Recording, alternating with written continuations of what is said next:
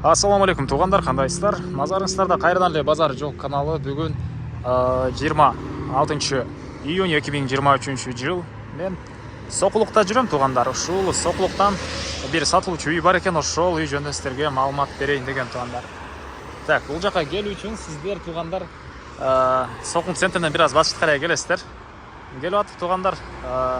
Сол тарапта мондай кызыл заправка, а оң тарапта бул жакта бир медпункт бар. Ошону көрөсүздөр. Андан кийин көпүрө өтүп оң тарапка карай кирсеңиздер, Новая көчөсүндө сатылуучу үйүбүз жайгашкан. Ушул жерден тугандар үйүбүзгө чейин 200 метр аралык экен. Так, дагы эмне маалымат? Центрге деле алыс эмес. Бул жагында могу светофордон оңго солго карап кайрылса мектептер, мечиттер мынакей көрүнүп турат. Жана ошондой эле шаарга түз жүргөн. Бул жактан маршрутка таксилер толтурап бар тугандар. Үйүбүз деле мынакей бул жакта тынч. Сонун жерде жайгашкан. Кааласаңыздар мал менен алектенсеңиздер болот. Азыр видеонун жүрүшүндө дагы бир чекеде маалыматын берем тугандар. Анан күн сайын Бишкек шаарынан Чүй областынан сатылуучу үй квартира көргүңүздөр келсе, сиздер подписаться баскычын басып кетиңиздер тугандар. Мынакей тугандар, келүү жолун түшүндүргөнчө бүгүнкү чыгыштагы сатылуучу үйгө да жетип келип калдым тугандар. Мынакей бул сатылуучу үйүбүздүн көрүнүшү. Так, жердин аянты жалпысынан 6 соток болгон жер участогу и эң эле түштүк чек арасы. Мынакей бул үйдүн бурчунан бул кошуна менен ортодо 1,5 метр аралык бар экен. Бул жолу менен ушундай кылат, кызыл китеп бар. Келсеңиздер, үй ээси дагы сиздерге чек араны тактап көргөзүп берет. Түндүк чек арасы болсо тугандар, мынакей так, бул жерлерден болуп калат. Анда келсеңиздер, үй ээси өзү чек арасын тактап көргөзүп берет. Мансард үйүндөгү 200 квадрат метр болгон чоң үй тугандар. Толуктуу кирпич. Азыр үйгө жакындап бар, сиздерге бир чекеде маалыматын берем. Видеонун башында айткандай, чоң жолдон 200 метр түндүгүрөөктө. Так. Мектеп садикке балдар жөө барып келишет экен. Жана ошондой эле мынакей бул жерге чейин 6 соток кызыл китеп жер участок. Жолдун бери жагыны тугандар өзүңүздүн туштарыңызды убактылуу дарак, же болбосо жер жемиш ушул сыяктуу бир нерсе эгип колдонсоңуздар деле болот. Мына жолдун бери жагыны. Анан айта кетчү нерсе, жакын жерде таза суу булак бар экен. Бир эле бул ээси эмес, ошол жердеги кошуналар бар, ошол жерден барып суу алып кетет. Ошого да жакын тугандар, таза сууга. Андан ары үйдүн өзүндө деле суу бар тугандар, электр энергиясы бар. И азыркы учурда үй ээлери бул жерде жашабагына байланыштуу бир аз алды тарабындай чөп болуп калган. Негизинен карасаңыздар тугандар, такей бул жакта кошуналар бак кылып салган, ошол сыяктуу жакшынакай эле жер. Так. Андан ары документтер боюнча кызыл китеби бар. Анан бир эле мектеп садик жакын эмес, жакын. Адаш. Бир эле мектеп садик эмес, больница деле жакын экен. Бар эле жакын жерде жайгашкан. Шаарга барсаңыздар деле, чоң трасса жакын эле. Чыксаңыздар, маршрутка, таксилер толтура бар. Андан ары мынакей бул мансард үйүндөгү үйүбүздүн көрүнүшү. Толук түрдө кирпич менен бүтүрүлгөн. Фундамент деле бииктиги жакшы эле бииктик. Аны көрүп турасыздар, жердин ылдый тарабына деле түшүрүлгөн. Стена толук бышкан кирпич, сейсмопояс колонналары коюлуптур.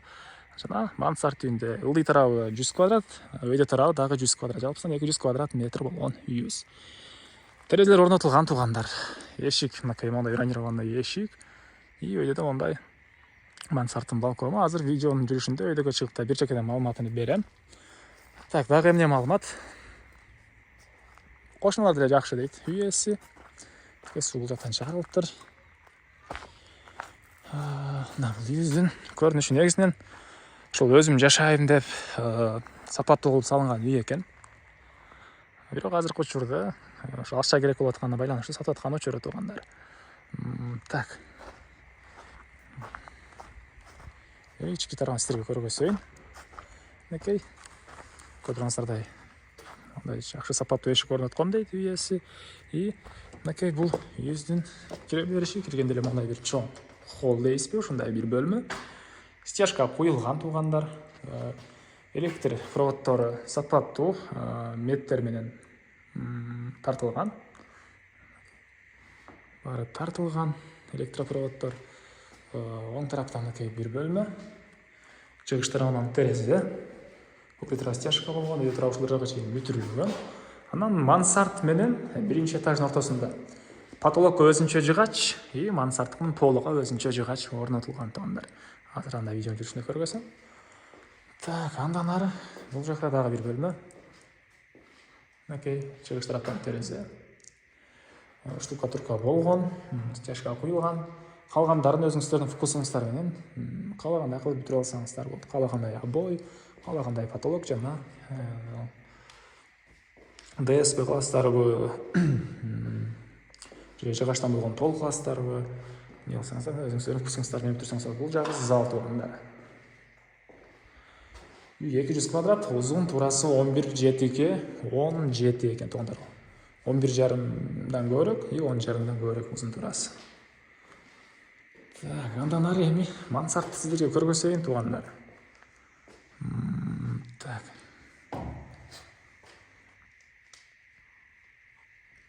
Негизинен мансардка чыккан тепкичке деле ушул жерден жай калтырылыптыр, мынакей.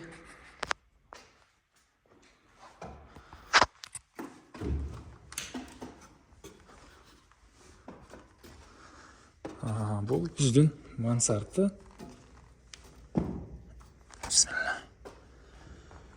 Терезелер орнотулган. Терезенин өйдө жагы, потолок, мынакей бул жагы бар утеплять этилген, пенопласт и плюс стекловата. Стекловата жана пенопласт менен утеплять этилген. Талапка жооп бере тургандай кылып. Анан бөлмөлөрү ылдыйкыдай эле проект. Окей, бул жакта бир бөлмө болот экен, бул жагында бир бөлмө. Алсаңыздар өзүңүздөр каалагандай кылып дагы бөлүп алсаңыздар болот туугандар.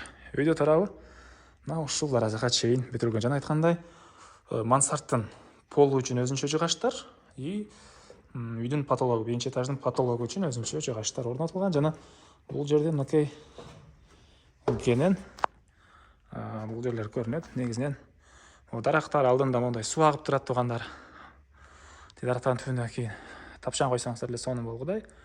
Иши кылса мынакей жакшы жаңы салынган, жакшы бүтүрүлгөн үйлөрдүн бири экен. Келип көрүңүздөр. Эми азыр коросуна түштө калган маалыматты бир чекеден берейин туугандар. Мен кале сатылып үйдүн коросундамын туугандар. Эми андан ары так сиздерге калган маалыматтарды берейин. Үйүбүздүн бул түндүк тарабынан көрүнүшү.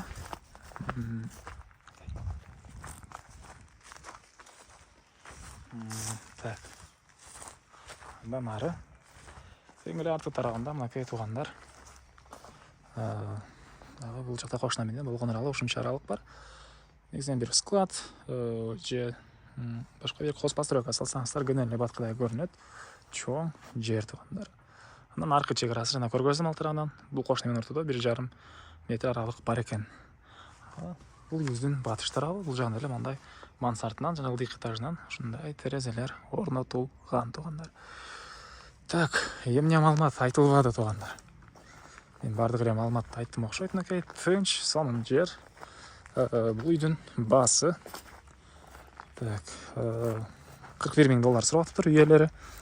Анан дагы сүйлөшүү болот. Ээлердин номерин мен экранга эсителдеп калтырам туугандар. Сону кылып сүйлөшүп көрүңүздөр, сүйлөшүү болот. Анан достор менен, группалар менен бул видеону сиздер бөлүшсөңүздөр, мага бул үй ээсине чоң жардам берген болосуздар.